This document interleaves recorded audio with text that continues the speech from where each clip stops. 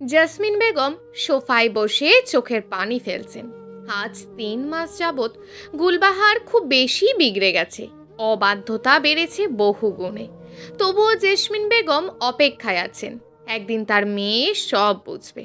Jasmine Begum বিধবা হন যখন গুলবাহারের 2 বছর। গুলবাহারের দাদা দাদি নেই, চাচা ফুপিও নেই। বাবা মায়ের একমাত্র ছেলে ছিলেন গুলবাহারের বাবা।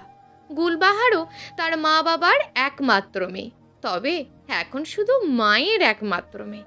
স্বামী মারা যাওয়ার পর জেসমিন বেগম তার শিক্ষাকে কাজে লাগাতে স্কুলে শিক্ষকতা শুরু করেন। স্বামীর রেখে যাওয়া বাড়িটাই এখন মা মেয়ের শেষ সম্বল। একটা কাজের মেয়ে রাখেন ছোট্ট গুলবাহারকে দেখে রাখার জন্য। সকাল 8টা থেকে 2টো পর্যন্ত তিনি স্কুলে থাকেন। বাসায় এসেই গুলবাহারকে গোসল করানো খাওয়ানো সব সম্পন্ন করেন। আবার বিকেলে বাসায় কয়েকটা স্টুডেন্ট আসতো প্রাইভেট পড়তে। এইভাবেই হাজার ব্যস্ততায় আদর যত্ন করে বড় করে গুলবাহারকে। আম্মু, আম্মু, আম্মু, বয়রা হয়ে গেছো নাকি? শুনতে পাচ্ছ না ডাকছি যে? জেসমিন বেগম চোখের পানি মুছে দৌড়ে আসেন মেয়ের রুমে। এতক্ষণ কাঁদছিলেন, কথাটি লুকিয়ে তিনি হেসে বললেন, সরি মামনি, রাগ করো না, একটু চোখ লেগে গেছিল। গুলবাহার কপাল কুঁচকে তাকায়, বিরক্তি নিয়ে বলে, এতটা কেয়ারলেস কেমনে হয় একজন শিক্ষিকা? মেয়ের বন্ধু বান্ধব এসেছে বাসায়, ওদের খেয়াল না রেখে ঘুম আসে কোনো মায়ের? মনের ব্যথা লুকিয়ে তিনি হাসিটা দীর্ঘ করে বললেন, আমি তো আসছিলামই, তুমিই তো তাড়িয়ে দিয়েছিলে মামনি। গুলবাহার মায়ের বকবকানি একদমই নিতে পারে না। ইচ্ছে হয় অনেকগুলো কথা শুনিয়ে দিতে, কিন্তু রুমে অনেক ফ্রেন্ড আছে, তাই নিজেকে কন্ট্রোল করে বলল, ওদের নাস্তার ব্যবস্থা কি হলো? সুমি রাঁধছিল, এতক্ষণে হয়তো শেষ রান্না। জাস্ট 2 মিনিট, আমি নিয়ে আসছি। জেসমিন বেগম বেরিয়ে যান।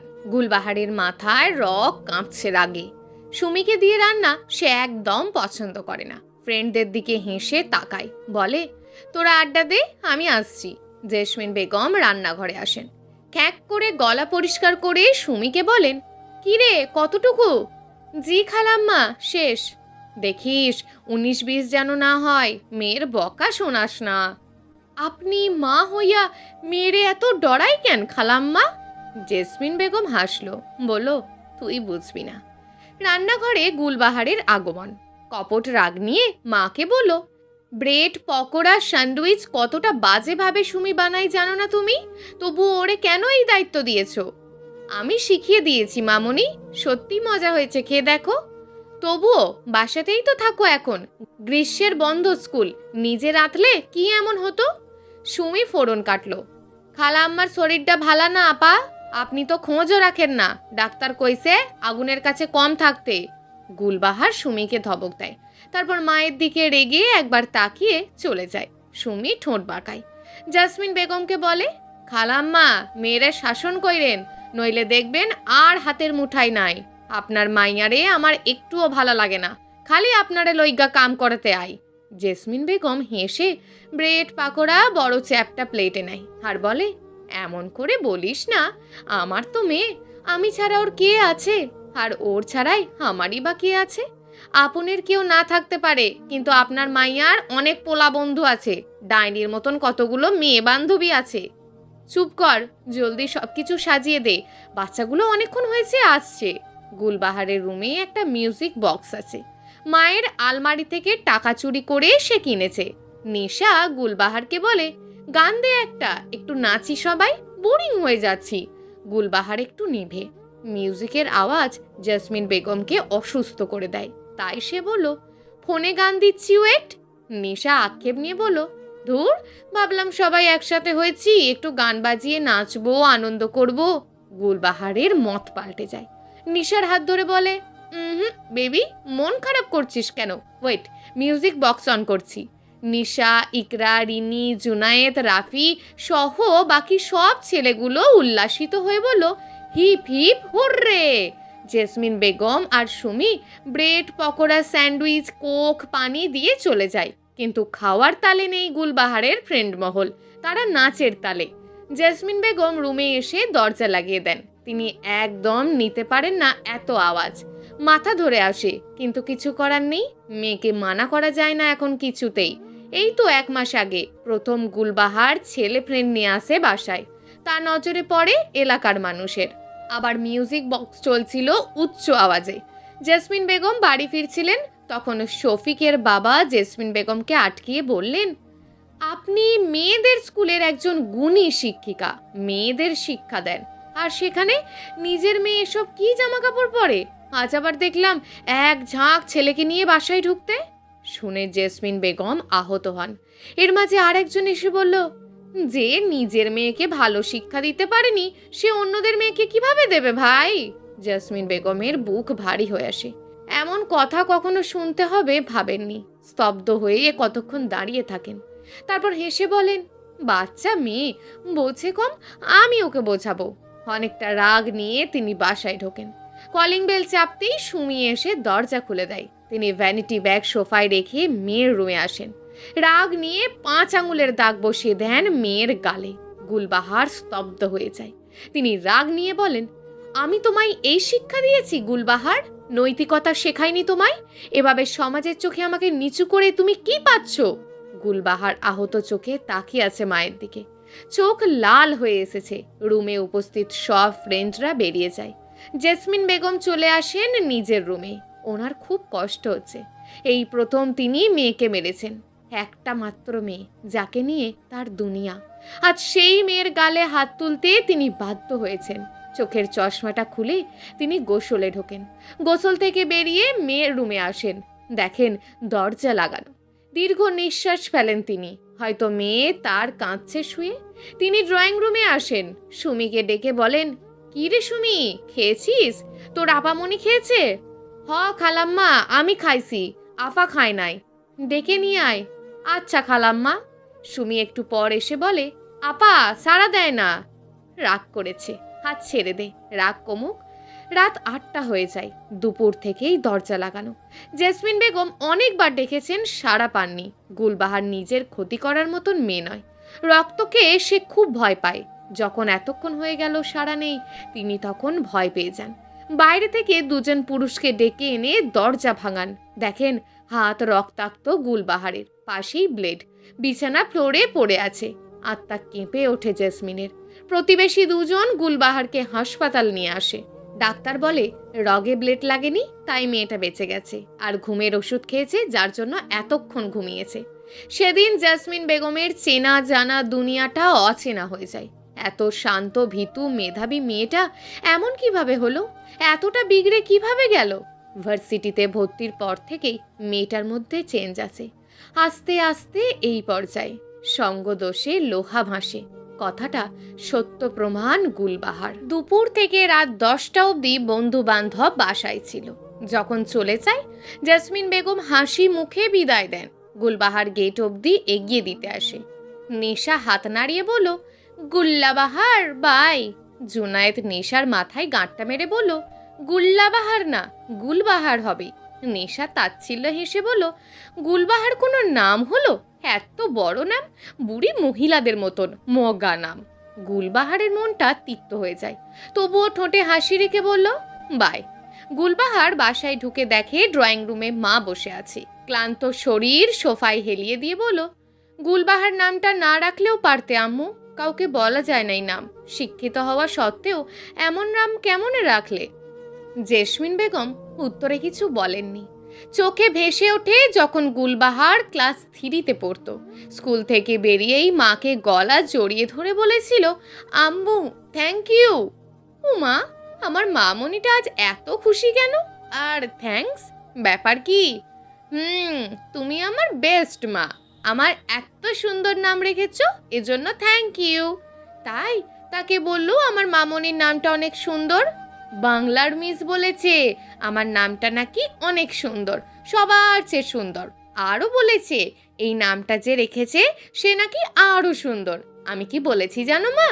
কি বলেছি? আমার আম্মু দুনিয়ার সবচেয়ে বেশি সুন্দরী, তাই আমার আম্মু আমাকে এত সুন্দর নাম দিয়েছে। সেদিন জেসমিন বেগম গুলবাহারকে জাপটে ধরেছিলেন খুশিতে। এই নামটা আমি চেঞ্জ করে ফেলবো। জেসমিন বেগম ভাবনা সুতো কাটেন, বলেন, হ্যাঁ, করো। একটা ফ্ল্যাট কেন আম্মু, এই বাড়িতে থাকতে আর ভালো লাগে না। এত টাকা কই পাবো রে মামনি? গুলবাহার বিরক্তি নিয়ে উঠে দাঁড়ায়, রুমে যেতে যেতে বলল, আফসোস হয় কেন যে কোনো ধনীর ঘরে আমার জন্ম হলো না। জেসমিন বেগমের চোখ জলে ভরে ওঠে।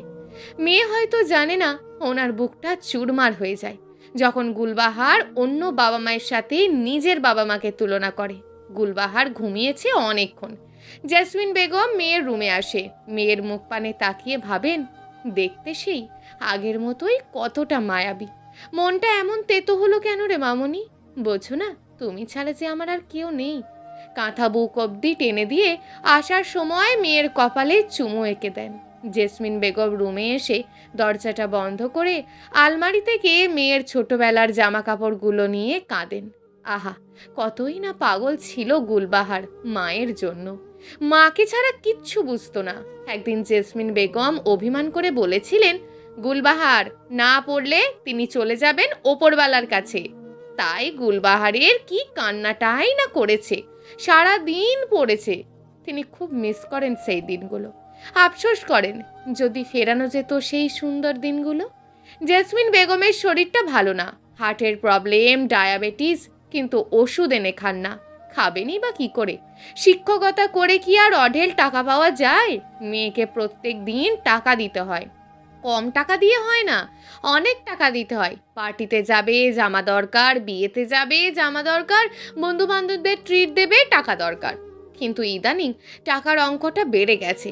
তিনি ভিতরে ভিতরে ভয় পান, মেয়ে তার নেশায় আসক্ত হচ্ছে না তো?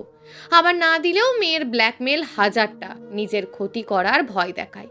আদর শাসন কিছুই কাজ করছে না। ছুটির শেষে আরও 2 দিন আছে, তারপরই স্কুল নিয়ে ব্যস্ত হয়ে পড়বেন জেসমিন বেগম।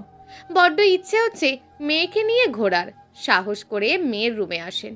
গুলবাহার ফোনের সামনে বসে কথা বলছিল, সম্ভবত লাইভ এসেছে ফেসবুকে। এই মুহূর্তে ডাকাডাকি করলে রেগে কি করে বসে, তাই তিনি আর ডাকেননি। রুমে এসে বসেন, টিভি ছাড়েন, কিন্তু না, ভালো লাগে না টিভি। অসুস্থতা বাড়ছে দিন দিন, ওষুধ না খাওয়ার কুফল। বুকটা মাঝে মাঝে ব্যথা করে, ডায়াবেটিসও বেড়েছে বোধহয়। এমতো অবস্থায় একজন সঙ্গী দরকার, কিন্তু কে হবে সঙ্গী? মেয়ে ছাড়া তো তার আর কেউ নেই। সুমিকে ডাকেন, সুমি। 2 মিনিটের মধ্যেই সুমি আসে। জি খালাম্মা। তুই বিয়ে কবে করছিস? সুমি হকচকিয়ে তাকায়, বলল, এই জন্য ডাকছেন? জেসমিন বেগম হাসলো, আতশোয়া হয়ে বসেন, তারপর বলুন, আয় একটু গল্প করি। থালা বাসনগুলো ওসব পরে করিস, এখন আয়, বস এখানটায়। সুমি বিছানায় জেসমিনের পাশে বসে। জেসমিন হেসে বলল, বয়স কত হলো তোর? ওই তো 17 বছর। জেসমিন বেগম জোরে হেসে উঠে বলে, 2 বছর আগে যখন আমার বাড়িতে প্রথম আসলি তখনও বলেছিলি 17। তোর কি বড় হতে ইচ্ছে হয় না? না খালাম্মা, আমার 17 বছরই বয়স। জেসমিন বেগম আর কথা বাড়াননি, শুধুই হাসেন। গুলবাহার বের হচ্ছিল, জেসমিন বেগম ডাকেন, গুলবাহার। গুলবাহার বিরক্ত হয়, কিন্তু প্রকাশ করেনি। দাঁড়াই দরজার সামনে। জেসমিন বেগম উঠে এসে অনুরোধ গলায় বলেন, কই যাচ্ছ মামুনি? আমার সাথে আজ একটু ঘুরবে? যা খেতে চাইবে দেব। কিঞ্চিত ভুরু কুচকে মায়ের দিকে তাকায় গুলবাহার, আর্তনাদ করে বলে, কি বলছো? তোমার সাথে আমার ঘোরার বয়স? এখন বন্ধু বান্ধবদের সাথে ঘুরবো, আর কই যাচ্ছি সেটা বলা যাবে না, ব্যক্তিগত অনেক ব্যাপার আছে। জেসমিনের উত্তরের আশায় না থেকে গুলবাহার বেরিয়ে যায়। সুমি রাগ নিয়ে বলে, আপনি ভালা মানুষ, আমার আম্মা হইলে জুতা দিয়া বাড়াইতো। জেসমিন বেগম বাথরুমের দিকে যেতে যেতে বলেন, কখনো মারিনি মেয়েটাকে, 2-1বার মারছি, দেখিসনি কি হয়েছে? থাক না ওর মতন, একদিন ঠিকই বুঝবে। স্কুল খোলা হয়েছে 2 দিন। জেসমিন বেগম স্কুলে যান না। স্কুলের প্রধান আবু হানিফ স্যারের কল আসে। জেসমিন বেগম রিসিভ করেন। ম্যাডাম, আপনি স্কুলে আসছেন না কেন? জি, শরীরটা ভালো না। কবে নাগাদ আসতে পারবেন? আগামীকাল দেখিয়ে আসবো। আচ্ছা ম্যাডাম, আপনার সাথে একটা কথা ছিল। জি বলুন। আমার বোনের ছেলের জন্য মেয়ে খুঁজছে। আপনি আর আপনার মেয়েকে তো আমি চিনি। আপনি যেমন বুদ্ধিমতী, আপনার মেয়েও। 2 বছর আপনার মেয়েকে দেখিনি, কিন্তু এর আগে তো দেখেছি, যথেষ্ট সুন্দরী। আপনার মেয়ের জন্য আমার বোনের ছেলে উপযুক্ত মনে হলো। আমার ভাগ্নে কিন্তু কর্মঠ, জেসমিন বেগম অপ্রস্তুত হয়ে পড়লেন। মেয়ের বিয়ের কথা ভাবেননি, কিন্তু এখন ভাবতে হচ্ছে। মেয়ে যেভাবে বিগড়ে যাচ্ছে, যদি স্বামী সংসার পেয়ে ঠিক হয়। তিনি উৎসাহ নিয়ে জিজ্ঞেস করেন, ছেলের ফ্যামিলি মেম্বার কতজন? মা আর ছেলে, ছেলের বোনের বিয়ে হয়ে গেছে, তাই তো বলছি আপনাকে। জেসমিন বেগম খুশি হন, বলেন, ছেলে কি করে? অস্ট্রেলিয়া থেকে পড়া শেষ করে দেশে জব করছে আপাতত, 6 মাস পর চলে যাবে। জেসমিন বেগমের মুখটা খুশিতে ভরে ওঠে। আচ্ছা, আপনি আমাকে কাল ছবি দেখিয়েন। আচ্ছা ম্যাডাম, আজ রাখি। জি। এর পরদিন ছেলের ছবি দেখেন জেসমিন বেগম, খুব পছন্দ হয়। নাম ইফতেয়ার খার ফুয়াদ। ছবিটা নিয়ে আসেন মেয়েকে দেখাতে। দিনটা শুক্রবার। শরীর মাঝে মাঝে কেঁপে কেঁপে উঠছে জেসমিন বেগমের। সুমি আসেনি, কল করে জানিয়ে দিয়েছে আজ আসবে না, অসুস্থ নাকি খুব। জেসমিন বেগম মাথা ধরা নিয়ে মেয়ের জন্য নুডলস পরিবেশন করছেন। আম্মু, পেটের ক্ষুধায় মরে যাচ্ছি, আমার নাস্তা কই? জেসমিন বেগম রান্নাঘর থেকে উত্তর দেন, আসছি মামনি। গুলবাহারের সামনে নুডলসের বাটি রাখেন তিনি। গুলবাহার ফোনে মগ্ন। জেসমিন বেগম বলল, অনেকক্ষণ হয়েছে উঠেছ, খেয়ে নাও। গুলবাহার ফোন থেকে চোখ না সরিয়েই বলে, আচ্ছা যাও এখন। জেসমিন বেগম সাবধানে বলেন, মামনি একটা কথা বলি। গুলবাহার ফোনে কিছু একটা করছে, মায়ের কথায় বিঘ্ন ঘটছে। কপট রাগ নিয়ে তাকায়, বলে, কি কথা? জেসমিন বেগম মেয়ের 2 হাত ধরে অনুরোধ নিয়ে বলেন, মামনি, তোমার কাছে আর কখনো কিচ্ছু চাইবো না, আজ একটা জিনিস চাই, প্লিজ আম্মু ফিরিয়ে দিও না। গুলবাহার হকচকিয়ে উঠল, বলল, কি? একটা ছেলে দেখেছি তোমার জন্য, খুব ভালো ছেলে, খোঁজ নিয়েছি, দেখতেও সুন্দর। গুলবাহার চেঁচিয়ে উঠল, কি? জেসমিন বেগম ছলো ছলো চোখে তাকান। গুলবাহার একটু নিবল, বলল, ছেলে কি করে? অস্ট্রেলিয়া থেকে পড়া শেষ করে জব করছে, 6 মাস পর আবার চলে যাবে মা বউ নিয়ে। গুলবাহার মনে মনে খুশি হয়, ছেলের তাহলে টাকা আছে অনেক, টাকা ছাড়া দুনিয়া চলে নাকি? গুলবাহার রয়ে শোয়ে বলল, আচ্ছা দেখো। জেসমিন বেগম অবাক হন, সেই সাথে খুশিও। বিকেলে বুকের যন্ত্রণাটা বেড়ে যায় 1000 গুণ। বিছানায় কাতরাতে থাকেন জেসমিন বেগম। বাসায় সুমি নেই যে একটু পানি চাইবে। গুলবাহার বের হয়ে যাচ্ছিল, আজ তার বেস্ট ফ্রেন্ড নিশার জন্মদিন, তার কাছে আজ শ্রেষ্ঠ দিন। জেসমিন বেগম উঠে দাঁড়ানোর শক্তি পাচ্ছেন না, জোর করে হাসি ফুটিয়ে ঠোঁটে গুলবাহারকে ডেকে বলেন, মামনি 1 গ্লাস পানি দিয়ে যাও। গুলবাহার বিরক্ত হলেও 1 গ্লাস পানি এনে দেয়। জেসমিন বেগম বলেন, মা, আমার কাছে একটু থাকবি? গুলবাহার ফোঁস করে উঠে বলল, আমি এক জায়গায় যাচ্ছি, দেখতে পাচ্ছ না? আজ ইম্পর্টেন্ট একটা দিন, ইচ্ছে করে কেন এমন করছো? একদমে কথাগুলো বলে গুলবাহার বেরিয়ে যায়। জেসমিন বেগম চোখের জল লুকিয়ে হাসেন, বলেন, ওপরওয়ালা মেয়েটাকে সঠিক পথ দেখিও। তারপর ধীরে ধীরে উঠে বসে পানি খায়। ফোনটা হাতে নিয়ে হানিফ স্যারকে কল করেন। হ্যালো স্যার, একটা কথা ছিল। জি বলুন। আগামী বুধবার ছেলেকে নিয়ে আমার বাসায় আসবেন। আচ্ছা, আমি জানাচ্ছি ওদের। ধন্যবাদ। শুয়ে থাকতে ভালো লাগছে না। জেসমিন বেগম বেরিয়ে আসেন বাইরে। ছাদে অনেকক্ষণ হাঁটাহাঁটি করেন, অস্থির লাগছে খুব। পাশের ছাদে একজন বৃদ্ধা বসেছিলেন। জেসমিন বেগম কথা বলার জন্য ডাকেন, চাচি কেমন আছেন? বৃদ্ধা রোদ পোহাচ্ছিলেন। কারো ডাক শুনে চোখের চশমাটা ঠিক করে তাকান। জেসমিন বেগমকে দেখে বলেন, জেসমিন না? জি চাচি। অনেকক্ষণ কথা হয় দুজনের মাঝে। কথার মাঝে জেসমিন বেগমের মাথাটা ঘুরে ওঠে। তিনি ছাদের মেঝেতে বসে পড়েন। কয়েক সেকেন্ডের মধ্যে আচমকা লুটিয়ে পড়েন। বৃদ্ধা আঁতকে ওঠে। গলায় যতটুকু জোর আছে সবটুকু দিয়ে তার ছেলেকে ডাকেন। এরপর দিন দুপুর 2টো অবধি জেসমিন বেগমের লাশ নিয়ে গুলবাহারের জন্য অপেক্ষা করেছে প্রতিবেশীরা, কিন্তু গুলবাহারের আসার নাম নেই। বাধ্য হয়ে জেসমিন বেগমকে দাফন করা হয়। গুলবাহার নিশার বার্থডে উপলক্ষে আনন্দ ফুর্তির জন্য ফ্রেন্ডদের সাথে অতিরিক্ত মাদক সেবন করেছে। রাত থেকে নিশার বাসায় মরার মতন ঘুমুচ্ছে সে। বিকেলের দিকে গুলবাহার বাসায় আসে। আসার পথে ভাবছিল মাকে কি বলবে। একটা রাত সে বাইরে ছিল। বাসার বাইরে থেকে আতর গোলাপ জলের ঘ্রাণ পায় সে। উৎসুক হয়ে বাসায় ঢোকে। দরজা খোলা। গুলবাহার দ্রুত ঢোকে। ড্রয়িং রুমে ফ্লোরে বসে সুমি মাথায় হাত দিয়ে বসে আছে। অস্পষ্টভাবে গুলবাহার ডাকে, সুমি। সুমি তাকায়, গুলবাহারকে দেখে উঠে দাঁড়ায়। গুলবাহারকে আচমকা জড়িয়ে ধরে ফুঁপিয়ে কেঁদে উঠল।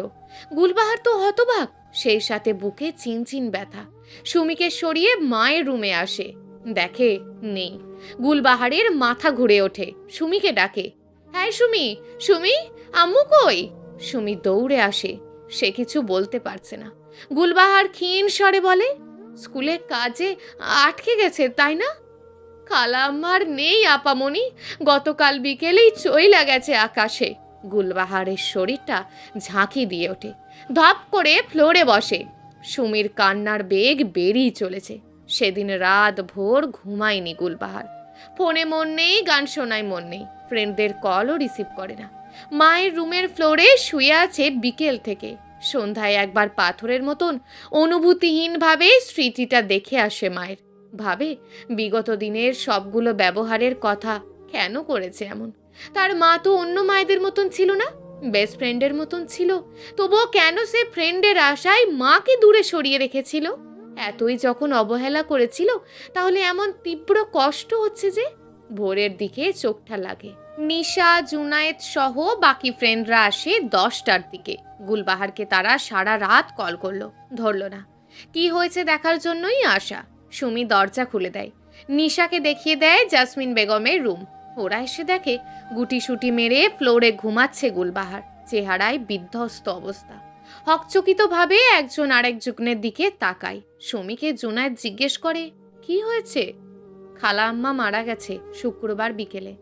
হাপামনির শেষবারের মতন খালা আম্মার মুখটাও দেখতে পারে নাই। দলটা হঠাৎ স্তব্ধ হয়ে যায়। জুনায়েদ বিড়বিড় করে বলে, ও মাই গড। নিশা গুলবাহারকে ডাকে।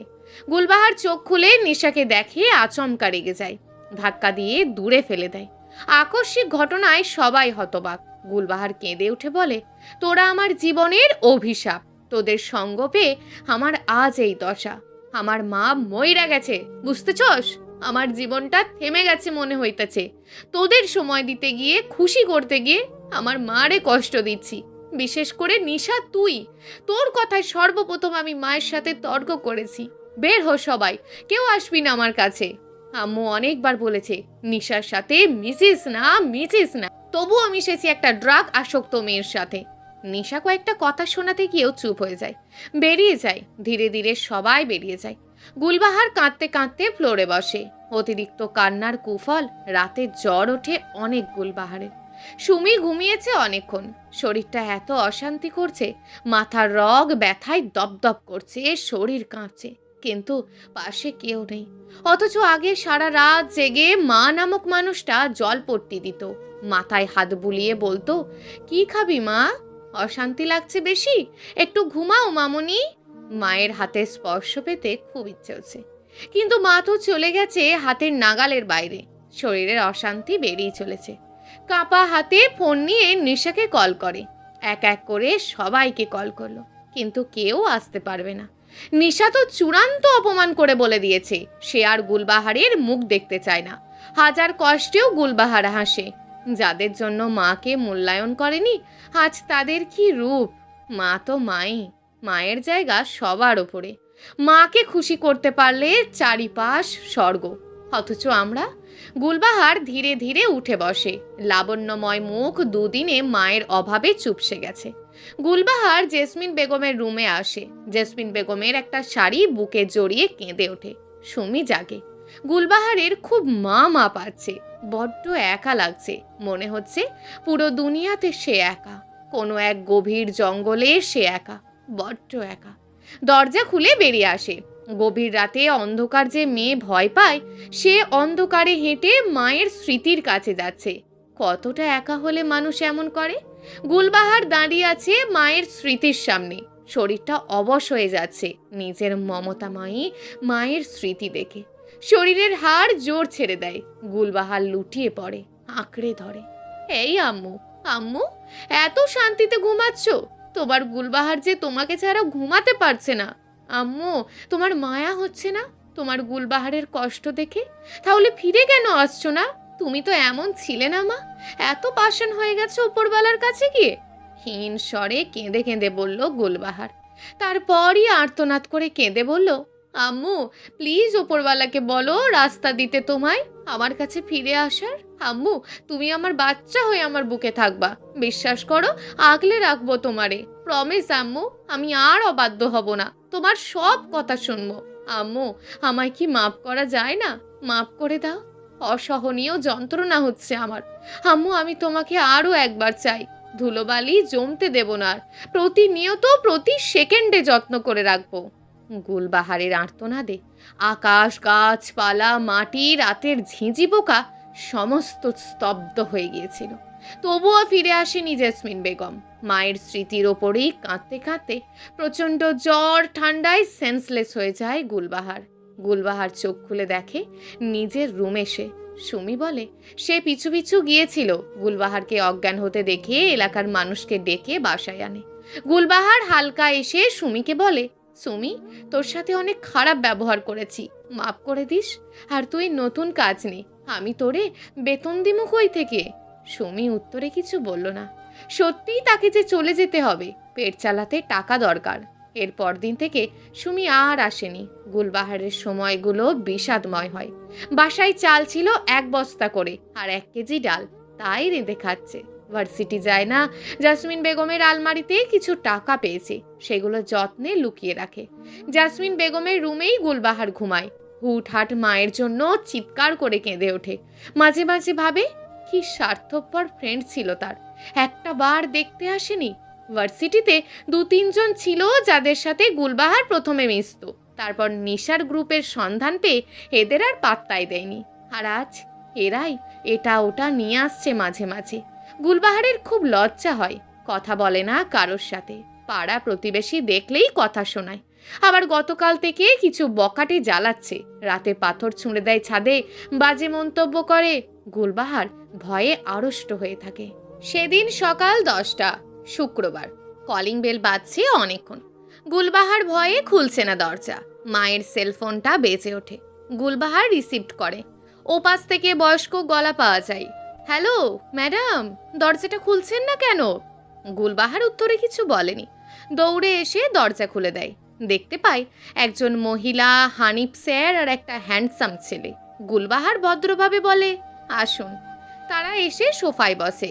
হানিফ স্যার হেসে বলেন, তোমার আম্মু কই মা? গুলবাহার মাথা নিচু করে। হানিফ স্যার অবাক হন, আবার প্রশ্ন করেন। গুলবাহার বলে, নেই, 1 সপ্তাহ আগে মা মারা গেছেন। গুলবাহার মুখ ঢেকে ফুঁপিয়ে ওঠে। 3 জনই আহত হয়। হানিফ স্যার বিড়বিড় করে, ও মাই গড। তারপর আবার বলেন, বাইরে ছিলাম কদিন, তাই খবর পাইনি। কিছুক্ষণ নীরবতা বিরাজ করে।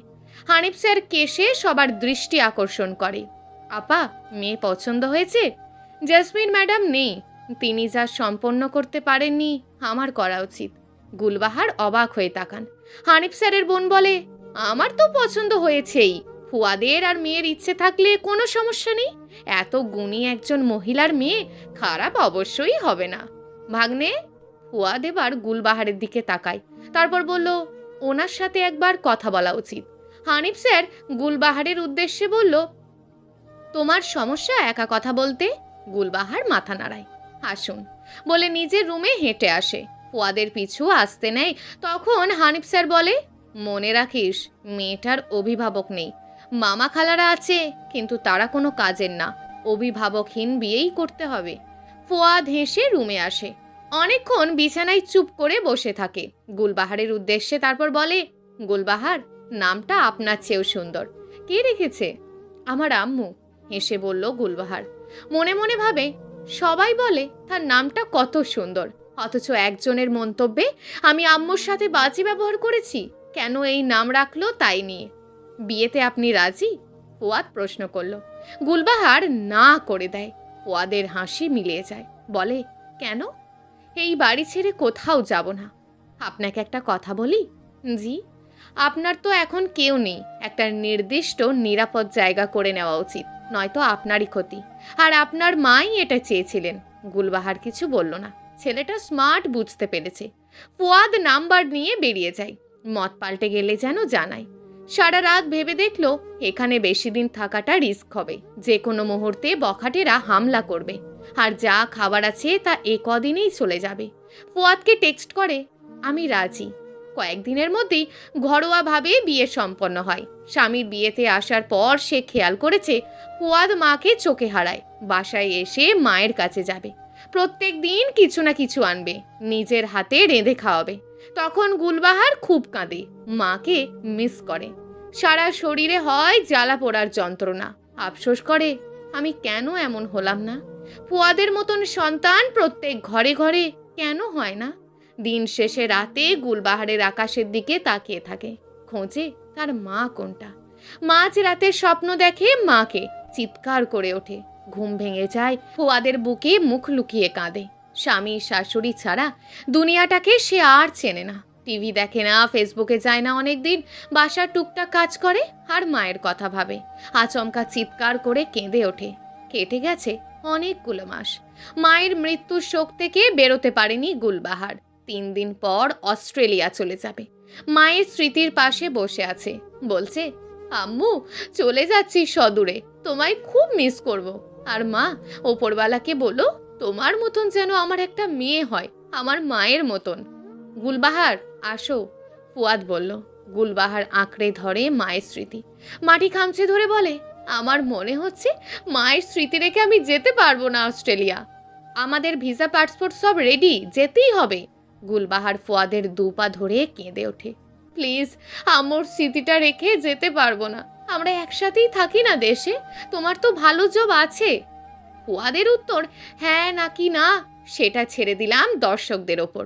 আপনাদের যদি মনে হয় গুলবাহার অস্ট্রেলিয়া চলে যাক, মায়ের স্মৃতি ছুঁতে না পেরে যন্ত্রণায় মরুক, আরও শাস্তি পাক, তাহলে না।